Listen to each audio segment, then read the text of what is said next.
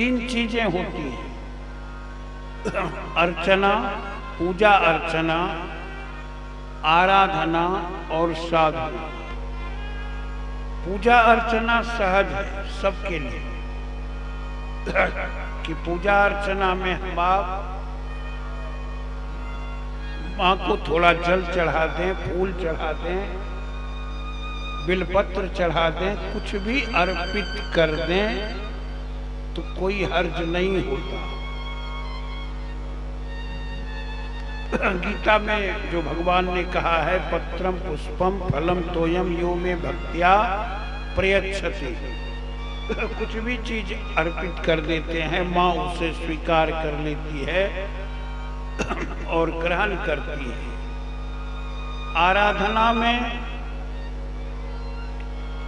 अधिक समय पारायण में, चाहे किसी कालिकाष्टक का, पुराण का, अन्य चीजों का पाठ हो या फिर अन्य दुर्गा सप्तशती का पाठ हो, पाठ भी होता है, जप आदि भी कार्य संपादित होते हैं आराधना में, समय भी उसमें लगता है।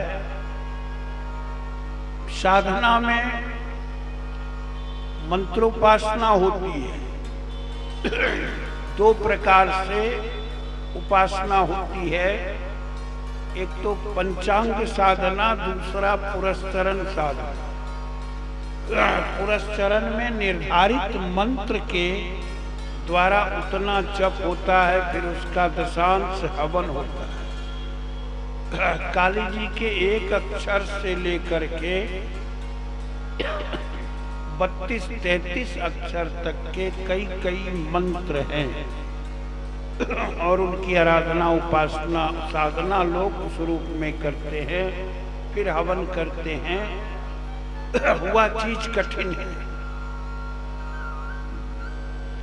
उसमें जब भूल होती है तो परेशानी भी हो सकती है, इसलिए सतर्कता, सावधानी से विशेष दिशा निर्देश में ही करनी चाहिए। फिर पंचांग में कवच है, काली कवच का पाठ, स्तुति का पाठ, सतनाम का पाठ, सहस्रनाम का पाठ और हृदय का पाठ, दल का पाठ, ये प्रमुख है। लोग वो करके पंचांग साधना रूप से करते हैं। चलिए, ये सारे के सारे विषय सचमुच सामूहिक कार्य के नहीं माने जाते, फिर भी कुछ लोग जिज्ञासु हैं इनमें भी, उनके लिए ये चर्चा आनंद रहा।